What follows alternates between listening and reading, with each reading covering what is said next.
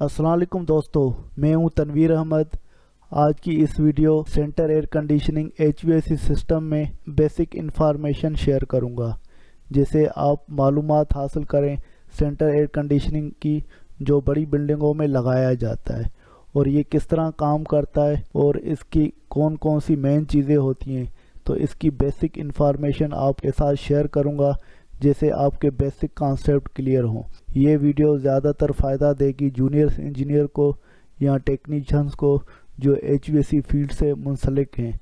इस वजह से आप इस वीडियो को देखते रहें और बेसिक मालूमात हासिल करें सेंटर एयर कंडीशनिंग सिस्टम की, जो बड़ी बिल्डिंगों में लगाए जाते हैं।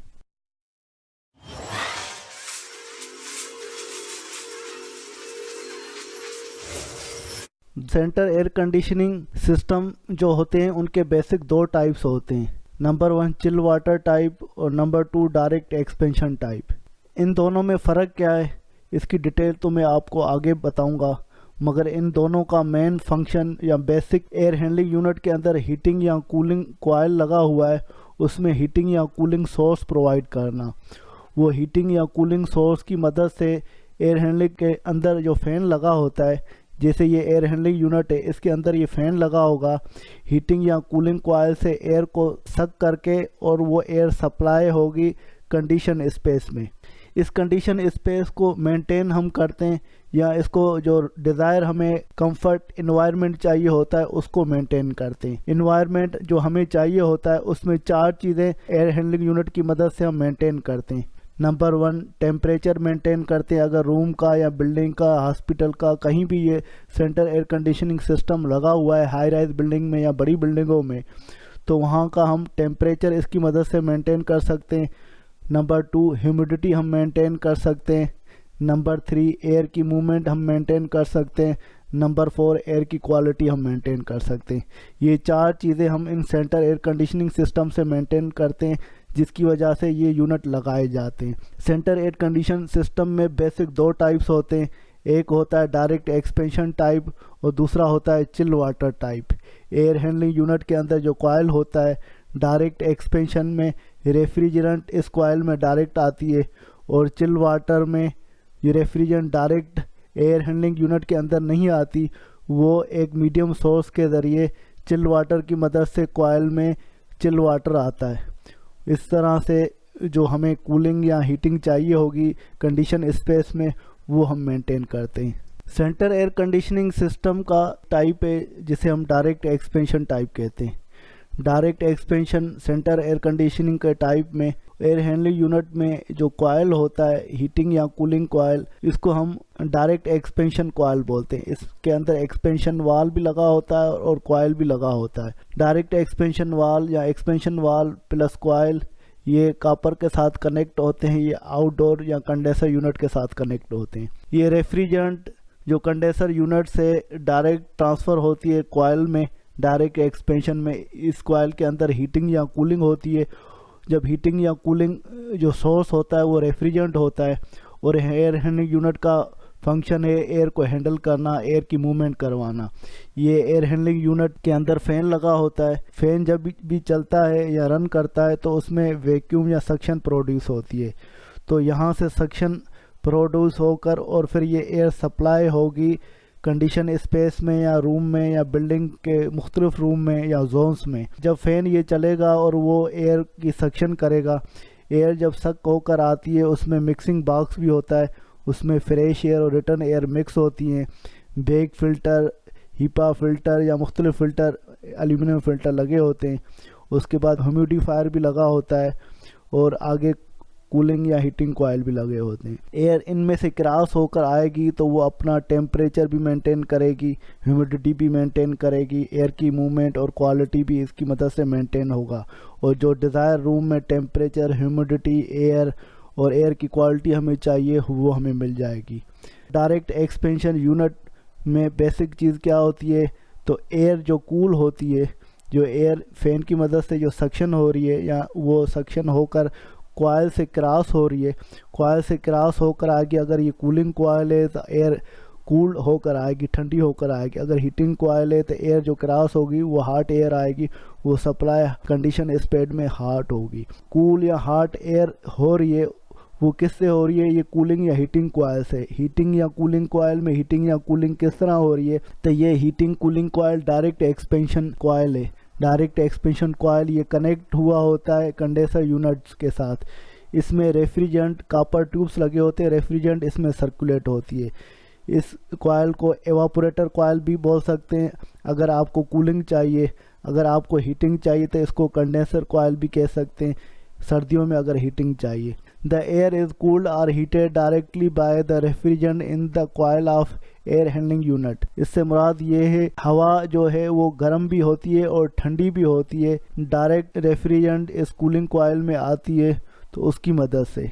सेंटर एयर कंडीशनिंग में जो डायरेक्ट एक्सपेंशन टाइप के यूनिट लगते हैं ज़्यादातर पैकेज यूनिट होते हैं। पैकेज यूनिट के 3 टाइप्स होते हैं, typical single package rooftop system, number 2 package type split system, number 3 typical window unit. ये ऊपर वाले 2 यूनिट हैं, ये ज़्यादातर यही सेंटर एयर कंडीशनिंग सिस्टम में लगाए जाते हैं। जो नंबर 1 था typical single package rooftop system, ये यूनिट कंप्लीट पैकेज यूनिट होता है। इसमें इंडोर और आउटडोर यूनिट कंबाइन होते हैं। ये कंप्लीट एक पैकेज फॉर्म में आकर और लगाया जाता है। इसके साथ जस्ट डक्ट कनेक्ट किए जाते हैं और पावर सप्लाई मोटर के साथ कनेक्ट किया जाता है, और इसमें एक मिक्सिंग बॉक्स भी कनेक्ट होता है जिसमें रिटर्न और सप्लाई एयर की डक्टें कनेक्ट करते हैं। ये पैकेज रूफ टॉप पे लगाया जाता है। Typical single capacity roof top package unit जो होता है उसकी कैपेसिटी जो है 5 से 130 टन तक ये टिपिकल मार्केट में मौजूद होते हैं, इस कैपेसिटी के मिल जाते हैं। Number 2 package type split system, ये स्प्लिट फॉर्म में होता है पैकेज यूनिट। ये ज़्यादातर वहाँ अरेंज किया जाता है जहाँ पर ये बड़ा यूनिट हो या ट्रांसपोर्टेशन में हमें मुश्किल हो, या कहीं पे इंडोर की लोकेशन कुछ इस तरह हो कि आउटडोर आप कंप्लीटली वहाँ पर नहीं रखें, डक्टों की अरेंजमेंट नहीं हो सकें, तो वो इंडोर यूनिट अंदर हॉल में या कहीं लगाया जाता है और वो कॉपर के साथ कनेक्ट किया जाता है। या ये स्प्लिट टाइप का यूनिट दोनों इंडोर और आउटडोर रूफ पे भी लगाकर कॉपर के साथ कनेक्ट किए जाते हैं, और डक्ट की मदद से एयर सप्लाई होती है। जो कूलिंग कॉइल में हीटिंग या कूलिंग होगी वो एयर सप्लाई होगी। और ये जो पैकेज यूनिट हैं और इनकी कैपेसिटी जो रेंज होती है वो 5 टन से लेकर 100 टन तक मौजूद होती है कमर्शियली मार्केटों में। और ये तीसरा जो है विंडो टाइप का यूनिट, ये सेंटर एयर कंडीशनिंग में नहीं यूज़ होता, ये सिंगल एक कमरे के लिए यूज़ होता है जो कॉमन घरों में यूज़ होता है, और इसकी कैपेसिटी 7.5 टन से कम होती है, और इसमें ये डक्ट नहीं लगा होता है, सामने सिर्फ ग्रिल लगी होती है और वहाँ से सप्लाई होती है और एयर रिटर्न होती है। और इसका आधा हिस्सा दीवार के अंदर रूम के अंदर होता है और आधा हिस्सा दीवार के बाहर होता है, वहाँ पर कंडेंसर लगा होता है। सेंटर एयर कंडीशनिंग का ये दूसरा टाइप है जिसे हम chill water centre air conditioning system कहते हैं। सेंटर एयर कंडीशनिंग सिस्टम के चिल वाटर का ये जो सिस्टम है वो ज़्यादातर बड़ी बिल्डिंगों में, हाई राइज बिल्डिंगों में, हॉस्पिटलों में, कमर्शियल बिल्डिंगों में या मुख्तलिफ बड़ी बिल्डिंगों में लगाया जाता है, जहाँ का बिल्डिंग के हम इन्वायरमेंट को इसकी मदद से चेंज करते हैं या कंफर्ट करते हैं। बिल्डिंग के रूम्स, कमरे या जो भी लोकेशन के हम इन्वायरमेंट को मेंटेन करते हैं उसको हम कंडीशन रूम कहते हैं। उस कंडीशन रूम को हम मेंटेन करने के लिए इसका टेम्परेचर मेंटेन करते हैं, ह्यूमिडिटी मेंटेन करते हैं, एयर की मूवमेंट को मेंटेन करते हैं और एयर की क्वालिटी को मेंटेन करते हैं। इस वजह से ये चिल्ड वाटर का सिस्टम लगाया जाता है। चिल्ड वाटर के सिस्टम में जो चिलर है वो चिल्ड वाटर बनाता है। Chilled water as a secondary medium source होता है। जो चिलर का एवापोरेटर होता है वो अपनी कूलिंग ट्रांसफ़र होती है इस एवापोरेटर की मदद से, और वो पानी एवापोरेटर से हीट एक्सचेंज हो रहा होता है तो उसका टेम्परेचर 6 या 7 डिग्री सेल्सियस तक डाउन होता है। जब पानी का टेम्परेचर डाउन होता है वो चिल्ड वाटर पंप की मदद से एयर हैंडलिंग यूनिट या फैन कॉइल को जाता है। जब भी एयर हैंडलिंग यूनिट के कॉइल से एयर क्रॉस होकर गुजरेगी, ये सेक्शन में एयर आएगी और वो सप्लाई होगी, इस कूलिंग कॉइल से क्रॉस होकर जाएगी तो एयर वो कूल्ड हो जाएगी। अगर आपका ये चिलर रिवर्सिबल टाइप है तो सर्दियों में ये पंप की मदद से पानी जो सर्कुलेट होगा वो हॉट वाटर होगा, और इसमें से जब एयर कॉइल से क्रॉस होकर जाएगी तो वो हॉट एयर क्रॉस होकर जाएगी। ये कंडीशन ज़्यादातर यूज़ होती है सर्दियों में। चिल वाटर का सिस्टम है, इसमें 2 चीज़ें इम्पॉर्टेंट होती हैं। एक तो पाइपों की, जिसे हम वाटर पाइप डिस्ट्रीब्यूशन बोलते हैं। वाटर पाइप डिस्ट्रीब्यूशन में दो पाइप्स या दो लूप होते हैं चिलर के। एक होता है चिल वाटर का, जो चिलर और एयर हैंडलिंग यूनिट या फैन कॉइल यूनिट के दरमियान सर्कुलेटिंग पानी की करवाता है, जिसे हम चिल वाटर लूप कहते हैं। और दूसरी वाटर की डिस्ट्रीब्यूशन होती है कूलिंग टावर और चिलर में। ये पानी का लूप दूसरा होता है जो कंडेंसर वाटर को पंप की मदद से सर्कुलेट कराता है कंडेंसर का टेम्परेचर डाउन करने के लिए या रिड्यूस करने के लिए। चिलर के बाद फिर एयर हैंडलिंग यूनिट आता है। एयर हैंडलिंग यूनिट में एयर जो सप्लाई होती है उसको all air duct distribution system बोलते हैं। जो एयर सप्लाई होती है वो मुख्तलिफ डक्टों की डिस्ट्रीब्यूशन अरेंजमेंट होती है, उसकी मदद से सप्लाई होती है। उसकी भी डिटेल में आपको मुख्तलिफ वीडियो में बताऊंगा। जैसा कि मैंने आपको पहले बताया कि इस चिलर में वाटर के दो लूप होते हैं, एक होता है चिल वाटर का और दूसरा होता है कंडेंसर वाटर का। ये चिल वाटर का और कंडेंसर वाटर के उसमें दो लूप होते हैं चिलरों में जो वाटर कूल चिलर हो। हमारा ये वाटर कूल चिलर लगा हुआ है, इसमें एक कंडेंसर वाटर का लूप है जो कूलिंग टावर और चिलर के कंडेंसर में आ रहा है, और दूसरा लूप चिल वाटर का है जो एयर हैंडलिंग यूनिट या फैन कॉइल यूनिट से चिलर को आ रहा है। अगर ये चिलर आपका एयर कूल टाइप होगा तो इसका कंडेंसर वो एयर से ठंडा हो रहा होगा या कंडेंसर का टेम्परेचर एयर से डाउन होगा। अगर ये चिलर वाटर कूल टाइप का होगा तो इसका कंडेंसर पानी से वाटर से उसका टेम्परेचर कंडेंसर का डाउन होगा। एयर कूल चिलर जो लगते हैं वो ओपन एटमॉस्फेयर में लगते हैं और वाटर कूल चिलर जो है क्लोज लोकेशनों में लगते हैं। बहरहाल ये जो चिलर लगा हुआ है ये वाटर कूल टाइप का चिलर है। वाटर कूल टाइप में चिलर में चिल्ड वाटर के पंपिंग जो डिस्ट्रीब्यूशन होती है उसके मज़ीद 3 टाइप होते हैं: constant primary flow chilled water system, primary secondary flow chilled water system, variable primary flow chilled water system. इन तीनों पॉइंट्स पर मैंने ऑलरेडी वीडियो बनाई हुई है, उसकी डिस्क्रिप्शन नीचे भी दी गई है, आप लिंक मैंने दी हुई है डिस्क्रिप्शन में कि ये वीडियो तफसीलन इन तीनों पॉइंट्स के बारे में देख सकते हैं। इसके अलावा जो एयर कूल चिलर वो मार्केटों में अवेलेबल हैं, उसकी रेंज 100 से 125 125 टन्स तक मौजूद होते हैं एयर कूल चिलर। और जो वाटर कूल चिलर, जैसे ये वाटर कूल चिलर है एब्जॉर्प्शन टाइप का, वाटर कूल चिलर में एब्जॉर्प्शन भी होते हैं, कंप्रेशन भी होते हैं। तो एब्जॉर्प्शन चिलर और कंप्रेशन चिलर की डिटेल अलग है।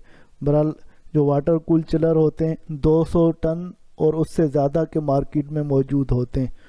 और जो 100 और 200 टन के बीच में कूलिंग लोड चिलर्स का होता है वो डिज़ाइनर पे डिपेंड करता है, तो वो कौन सा चिलर लगा रहा है, एब्जॉर्प्शन चिलर लगा रहा है या कंप्रेशन चिलर लगा रहा है या एयर कूल चिलर लगा रहा है या वाटर कूल चिलर लगा रहा है। कंप्रेशन चिलर वैसे नॉर्मली आप तो वहाँ पर लगाया जाता है जहाँ पर आपको पावर या इलेक्ट्रिसिटी सस्ती हो, और एब्जॉर्प्शन चिलर वहाँ पर लगाया जाता है जहाँ पर इलेक्ट्रिसिटी महंगी हो और आपके पास कोई अल्टरनेट दूसरा सोर्स हो। फॉर एग्जांपल आपके पास स्टीम हो, हॉट वाटर हो या नेचुरल गैस हो या फर्नेस ऑयल हो, कोई और सोर्स हो, तो फिर वहाँ पर आपको एब्जॉर्प्शन चिलर लगाए जाते हैं। दोस्तों, एयर कंडीशनिंग हमें करने के लिए कंडीशन रूम में जो ये एयर हैंडलिंग यूनिट से एयर सप्लाई होती है डक्ट की मदद से और ये रिटर्न एयर हैंडलिंग यूनिट में ही आती है, उसको इस प्रोसेस को हम all air duct distribution system कहते हैं।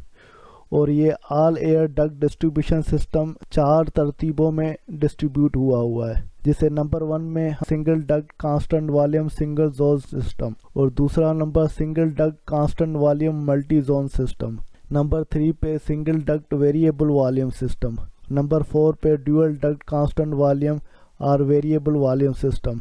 इन चार्ट जिसे बोलते हैं all air duct distribution system, इस पे ऑलरेडी मैं एक वीडियो बना रहा हूँ, वो अंडर प्रोसेस है। इंशाल्लाह नेक्स्ट वीडियो में या आने वाली वीडियो में आपके साथ शेयर करूँगा, वो ज़रूर देखिएगा, वो उसमें डिटेल है और सारी ड्राइंगों की मदद से आपको एक्सप्लेन करूँगा और ज़्यादा आपका कॉन्सेप्ट क्लियर होगा। एयर कंडीशनिंग में एयर हैंडलिंग यूनिट की मदद से जो सप्लाई एयर होती है, हम कंडीशन स्पेस का जो एनवायरनमेंट है उसको मेंटेन करने के लिए supply of air air handling unit की मदद से डक्ट के ज़रिए होती है, वो 4 तरतीबों से होती है। दोस्तों, ये सेंटर एयर कंडीशनिंग सिस्टम का एक कंप्लीट ड्राइंग है, डायग्राम है, जो कॉन्सेप्ट क्लियर करने के लिए आप इसको समझेंगे तो इसकी मदद से आप कंप्लीट सेंटर एयर कंडीशनिंग का फंक्शन समझ जाएंगे कि सेंटर एयर कंडीशनिंग सिस्टम काम किस तरह करता है। यहाँ पर नीचे देखें, ये चिलर दिया गया है, यहाँ पर यहाँ चिलर सेंटर एयर कंडीशनिंग में लगता है। यहाँ DX यूनिट लगता है। चिलर या DX यूनिट का काम ये है कि चिल वाटर बनाना। अगर रिवर्सिबल है तो वो चिल वाटर भी बनाएगा और हॉट वाटर भी बनाएगा। यहाँ पर चिलर दिया गया है। चिलर ये कूलिंग टावर से कनेक्ट है। इसका मतलब ये वाटर कूल चिलर है, जो इसका कंडेंसर का टेम्परेचर वाटर से रिड्यूस हो रहा है, डाउन हो रहा है। और ये पंप शो किया गया है, कंडेंसर वाटर पंप, जो सर्कुलेट करवाता है चिलर के कंडेंसर से और कूलिंग टावर पे पानी जाता है और कूलिंग टावर से वापस ये पंप की मदद से कंडेंसर आता है। कंडेंसर का टेम्परेचर रिड्यूस करते हैं। वो reduce cooling tower atmosphere air से रिड्यूस करता है। जो एटमॉस्फेयर एयर का टेम्परेचर होता है उसके नज़दीक या करीब तरीन उसका टेम्परेचर रिड्यूस करता है। और एवापोरेटर में ये पाइप लगे होते हैं, जो चिल वाटर पाइप होते हैं। एक तो चिलर के अपने रेफ्रिजरेंट के पाइप होंगे और पानी के पाइप जो होंगे जिसे हम चिल वाटर बोलेंगे। जो रेफ्रिजरेंट अपना टेम्परेचर चिलर डाउन करता है, वो हीट एक्सचेंज होती है। इस तरह से टेम्परेचर पाइप के अंदर जो पानी है उसका डाउन हो जाता है। वो 6 से 7 डिग्री सेल्सियस तकरीबन डाउन हो जाता है, रिड्यूस हो जाता है। और ये चिल वाटर पंप सर्कुलेट कराते हैं चिल वाटर को चिलर से एयर हैंडलिंग यूनिट के कूलिंग कॉइल में। तो ये पंप की मदद से पानी चिलर से एयर हैंडलिंग यूनिट के कूलिंग कॉइल में ये ट्रांसफ़र होता है या सर्कुलेट होता रहता है। आप देखें ये कंप्लीट जो ये नज़र आ रहा है, ये एयर हैंडलिंग यूनिट है। एयर हैंडलिंग यूनिट में ये कूलिंग कॉइल है, इसमें चिल वाटर आ रहा है और ये आगे हीटिंग कॉइल है जिसमें बॉयलर से पानी पंप की मदद से सर्कुलेट हो रहा है हॉट वाटर। अगर सर्दियों में आप एयर हैंडलिंग यूनिट चलाना चाहते हैं तो आप चिलर को बंद कर दें। अगर बॉयलर लगा हुआ है तो बॉयलर की लाइन पंप की मदद से हीटिंग कॉइल में हॉट वाटर जाएगी। अगर सर्दियों में आपका एयर हैंडलिंग यूनिट चलेगा तो वो जो सप्लाई एयर होगी जो कंडीशन स्पेस में, तो वो हॉट एयर होगी। अगर गर्मियों में आप चलाएंगे तो ये बॉयलर को बंद करेंगे या उसकी लाइनों को ऑफ कर देंगे, बंद करेंगे वाल की मदद से, और चिल वाटर लाइन आ रहा है चिलर से, उस लाइनों को खोलेंगे गर्मियों में, तो जो एयर सप्लाई होगी वो ठंडी होगी। ये हीटिंग और cooling coil air handling unit के अंदर लगे हुए हैं और ये सप्लाई एयर फैन लगा हुआ है जो एयर को सप्लाई कर रहा है कंडीशन स्पेस में या रूम में या किसी बिल्डिंग में। ये डक्ट की मदद से एयर सप्लाई हो रही है कंडीशन स्पेस में। बाउंड्री बनी हुई है रेक्टेंगुलर शेप, उसके अंदर ये दिखाया हुआ है ये कंडीशन स्पेस है। जब एयर सप्लाई हो रही है डक्ट की मदद से, राइट साइड और लेफ़्ट साइड पे ये ब्रांचें डिस्ट्रीब्यूट हो रही है और बीच में ये नज़र जो आ रहा है मोटराइज वॉल्यूम डैम्पर है या मैनुअल वॉल्यूम डैम्पर है। मैनुअल मन हाथ से आप इसको खोलकर एडजस्ट या बैलेंस करते हैं, सेट करते हैं। इनके लगाने का मकसद ये होता है अगर जो supply total air handling unit से एयर सप्लाई हो रही है, किसी ब्रांच में ज़्यादा आ रही होगी, किसी में कम आ रही होगी, तो फिर इस वॉल्यूम डैम्पर की मदद से हम एयर को बैलेंस करते हैं, सेट करते हैं। जिसमें ज़्यादा आ रही होगी तो उसको थोड़ा बंद कर देते हैं। अगर किसी में कम आ रही है तो इसका वॉल्यूम डैम्पर को फुल खोल देते हैं। तो ये ब्रांचेस फ्लेक्सिबल डक्ट के ज़रिए कनेक्ट है। सीलिंग डिफ्यूज़र, ये डिफ्यूज़र फॉल सीलिंग में लगे होते हैं, वहाँ से एयर सप्लाई होती है। तो ये देखें 4 डिफ्यूज़र ये लगे हुए हैं और 2 ये 6, टोटल 6 सप्लाई एयर डिफ्यूज़र लगे हुए हैं। रिटर्न एयर डक्ट के साथ जो कनेक्ट हैं, रिटर्न एयर इनलेट या रिटर्न डक्ट ये लगी हुई हैं। ये 2 गिलें रिटर्न एयर की हैं। जो सप्लाई एयर हो रही है वो वापस रिटर्न होती है और रिटर्न होकर ये एयर हैंडलिंग यूनिट को ही जाती है। एयर हैंडलिंग यूनिट में भी ये रिटर्न एयर फैन लगा हुआ है। एयर हैंडलिंग यूनिट में 2 फैन लगे होते हैं, सप्लाई एयर फैन और रिटर्न एयर फैन। किसी एयर हैंडलिंग यूनिट में 1 फैन लगा होता है। ये डिपेंड करता है तो आपका एयर हैंडलिंग यूनिट स्टैटिक जितना बड़ा होगा तो स्टैटिक प्रेशर ज़्यादा लगेगा और हवा अपनी लोकेशन पे पहुंचने के लिए फ़ैन काफ़ी बड़ा हो जाता है, यूनिट बड़ा हो जाता है। अक्सर डिज़ाइनर 2 फैन लगाते हैं जिस सप्लाई एयर और रिटर्न एयर को मीट करने के या स्टैटिक प्रेशर को मीट करने के लिए 2 फैन लगाते हैं। और यहाँ पर देखें ये एग्जॉस्ट एयर का एक डैम्पर लगा हुआ है। रिटर्न एयर जो हमें आती है वो 100% हम रिटर्न एयर फिर AHU के अंदर नहीं डालते हैं। रिटर्न एयर की कुछ परसेंटेज हम एग्जॉस्ट करते हैं और रिटर्न एयर की टेम्परेचर में कार्बन मोनोऑक्साइड की ये परसेंटेज देखते हैं या टेम्परेचर को सेंस करते हुए इनकी सेटिंग डैम्पर की होती है। वो ये डैम्पर रिटर्न एयर का डैम्पर है, वो ऑटोमेटिक ऑन ऑफ होता है, खुलता बंद होता है। आउटसाइड एयर पास आ रही है, एग्जॉस्ट एयर हो रही है और रिटर्न हो रही है, ये आपस में डैम्पर इंटरलिंक होते हुए और फिर उस हिसाब से ये रिटर्न एयर का डैम्पर भी खुलता है, आउटसाइड एयर का भी डैम्पर खुलता है और एग्जॉस्ट एयर का डैम्पर खुलता है। ये नॉर्मली मोटराइज वाल अगर ऑटोमेटिक लगे होते, मोटराइज वाल इनके साथ लगे होते, अगर मैनुअल होते तो मैनुअल उसकी बैलेंसिंग करनी पड़ती है। जो डिज़ाइनर ने बताया होता है एग्जॉस्ट एयर की इतनी परसेंटेज होनी चाहिए, आउटसाइड की इतनी परसेंटेज होनी चाहिए और रिटर्न एयर की ये परसेंटेज होनी चाहिए। उस परसेंटेज फ्लो की परसेंटेज के हिसाब से इनको मैनुअली एडजस्ट किया जाता है या मोटराइज डैम्पर के साथ ऑटोमेटिक ये ऑन या ऑफ होते हैं। उसके बाद ये एयर जो रिटर्न में से आ रही है, ये फ़िल्टर लगे हुए हैं, मुख्तलिफ फ़िल्टर होते हैं जो एयर की क्वालिटी को फ़िल्टर करते हैं। और ये कूलिंग कॉयल लगा हुआ है, हीटिंग कॉयल लगा और सप्लाई एयर फैन लगा हुआ है। इस एयर हैंडलिंग यूनिट में काफ़ी चीज़ें होती हैं, कुछ इस एयर हैंडलिंग यूनिट में शो हुई हुई हैं, कुछ नहीं हुई हुई हैं।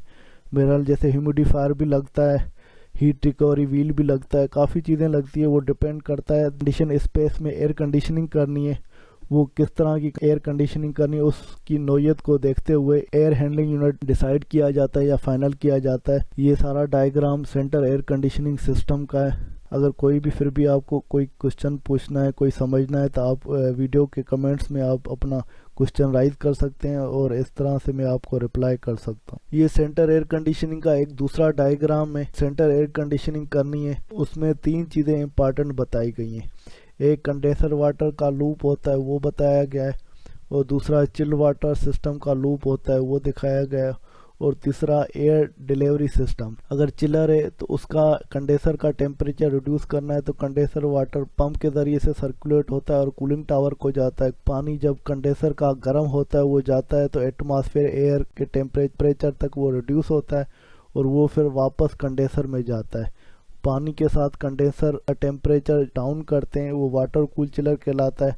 वाटर कूल चिलर अक्सर 200 टन या उससे ज़्यादा के होते हैं। पानी में हीट ट्रांसफ़र की इफ़िशेंसी ज़्यादा है, इस वजह से वाटर कूल कंडेंसर लगे जाते हैं। और दूसरा एवापोरेटर में जो हमें टेम्परेचर चिलर का बेसिकली चाहिए होता है 6-7 डिग्री सेल्सियस बिल्डिंगों के लिए, मगर दूसरी लोकेशनों के लिए मुख्तलिफ टेम्परेचर होते हैं। तो बिल्डिंगों के लिए specially 6-7 degree Celsius chiller design होते हैं। वो पंप की मदद से एयर हैंडलिंग यूनिट में सप्लाई होते हैं। वो कूलिंग कॉयल में सप्लाई होता है चिल्ड वाटर और फिर रिटर्न होता है। कूलिंग कॉयल में टेम्परेचर जब एयर सर्कुलेट होती है तो उसका राइज होता है और टेम्परेचर जो वापस आ रहा होता है उसका तकरीबन 12-13 या 14 डिग्री सेल्सियस तक टेम्परेचर होता है और सप्लाई जो टेम्परेचर होता है वो 6 डिग्री सेल्सियस तक होता है। ये सर्कुलेशन ऑफ चिल्ड वाटर की पंप की वजह से होती है, जिसे चिल्ड वाटर पंप कहा जाता है। तो ये एक कंडेंसर वाटर सर्कुलेशन का लूप होता है, दूसरा चिल्ड वाटर सर्कुलेशन का लूप होता है, तीसरी होती है एयर डिलीवरी सिस्टम। जो एयर हमें सप्लाई करनी है इंडोर स्पेस में या कंडीशन स्पेस भी बोलते हैं, उसमें एयर हैंडलिंग यूनिट की मदद से एयर फैन की मदद से सप्लाई होती है, डक्ट की मदद से वो कंडीशन स्पेस में या इंडोर में, और डिफ्यूज़र से आउटलेट होती है या सप्लाई एयर होती है। फिर जो ये सप्लाई एयर होती है फिर वो वापस रिटर्न भी होती है, उसकी रिटर्न एयर गिल या डिफ्यूज़र लगे होते हैं। AHU को रिटर्न होती है, मगर जब AHU को रिटर्न होती है रिटर्न एयर फैन भी लगे होते हैं या एक ही फैन सप्लाई वाला फैन लगा होता है, वो रिटर्न का भी काम कर रहा होता है। जब एयर रिटर्न होती है तो हम 100% रिटर्न एयर नहीं ले जाते, उसमें कुछ एयर को रिटर्न को एग्जॉस्ट करते हैं और तकरीबन फॉर एग्जांपल 15% हमने एग्जॉस्ट किया और तो 85% हम रिटर्न करेंगे और outside air 15% outside air add कर देंगे। तो बेसिकली रिटर्न 100% ही होगी, मगर वो रिटर्न एयर के 15 को एग्जॉस्ट करेंगे और 15% को इनटेक करते हैं, उसमें से आउटसाइड एयर रिटर्न के साथ मिक्स हो जाती है। फिर वो रिटर्न एयर फिल्टर के ज़रिए से क्रॉस होती है, एयर की क्वालिटी उससे मेंटेन हो जाती है। हीटिंग कॉयल भी लगा होता है। अगर हॉट वाटर की आपके पास सेपरेट लाइन है, जैसे बॉयलर हाउस लगा हुआ है या कोई हीटिंग की पाइपलाइन आपके पास आ रही है, तो वो हीटिंग कॉयल के साथ कनेक्ट होती है। अगर सर्दियों में आपको सप्लाई एयर जो कंडीशन स्पेस में रूम में वो गर्म हवा चाहिए तो फिर इसका वाल खोल दिए जाते हैं और कूलिंग कॉयल के वाल को बंद किया जाता है। फिर जो एयर सर्कुलेट होगी वो हॉट होगी।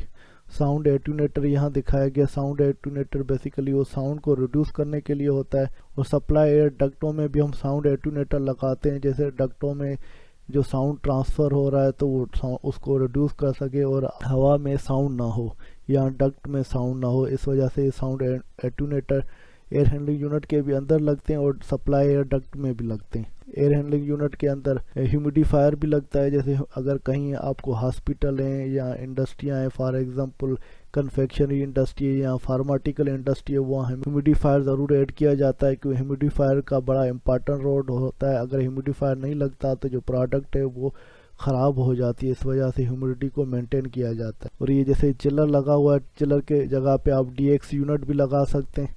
DX यूनिट ये कनेक्ट होता है एयर हैंडल यूनिट के साथ। DX का काम है रेफ्रिजरेंट को कूलिंग कॉइल में पहुंचाना, में ये टेम्परेचर आपको डिज़ायर टेम्परेचर है उसको मेंटेन करता है, ह्यूमिडिटी को मेंटेन करता है। जो ह्यूमिडिटी आपको इस रूम में चाहिए, ह्यूमिडिफायर की मदद से ह्यूमिडिटी मेंटेन होती है। एयर की मूवमेंट, आउटसाइड एयर कितनी है और उसमें से एग्जॉस्ट और ये सारा एयर की मूवमेंट वो मेंटेन होती है। नंबर 4 पे एयर की क्वालिटी, जो फिल्टर लगे होते हैं वो एयर साफ़ होकर आती है, उसकी क्वालिटी को मेंटेन किया जाता है। दोस्तों उम्मीद है कि centre air conditioning HVAC system की ये वीडियो आपको पसंद आई होगी। इसके साथ तनवीर अहमद को इजाज़त दीजिए, अगली वीडियो तक अल्लाह हाफिज़।